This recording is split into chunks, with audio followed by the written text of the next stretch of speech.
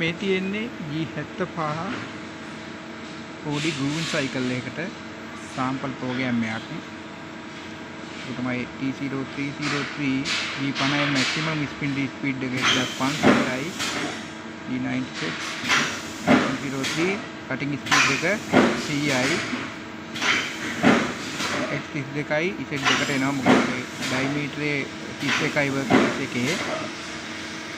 එතකොට මේ safety position එකට එනවා. ඊට පස්සේ Z - 6න් තමයි පටන් ගන්නෙ.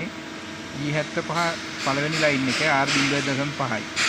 ඒ කියන්නේ මේ එකපාරක් X ඩයිමීටරෙන් ඩෙප්ත් වෙලා 0.5ක් ඉස්සිලා තමයි නැවත ආපහු ඩෙප්ත් එන්නේ. ඒක තමයි මේ R එකෙන් දෙන්නේ. ඔක රිටක්ෂන් එක කියලා කියනවා. G75 දෙවෙනි ලයින් එක X10යි ඉවර වෙන ඩයිමීටරේ Z - 14යි ග්‍රූව් එකේ end එක P2000යි. P2000 කියන්නේ එක ඩයිමීටරෙන් මිලිමීටර් දෙකක් එකපාර ප්ලාන්ජ් වෙලා මැටීරියල් ඉවත් වෙනවා.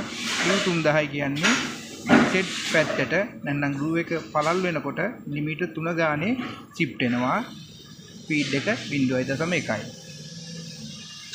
මේ පණුක්කල G75 පේලි දෙකකට දිනනවා. ඒක තමයි මේ තියෙන්නේ. එකක් රිටක්ෂන් එක දෙන්නේ එක පේලියක.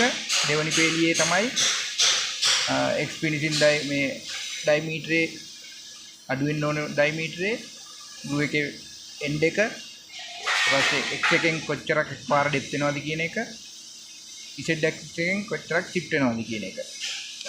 ඔන්න ඕක තමයි. මේකේ P2000 නාම මිලිමීටර් 2යි Q3000 නාම මිලිමීටර් 3යි.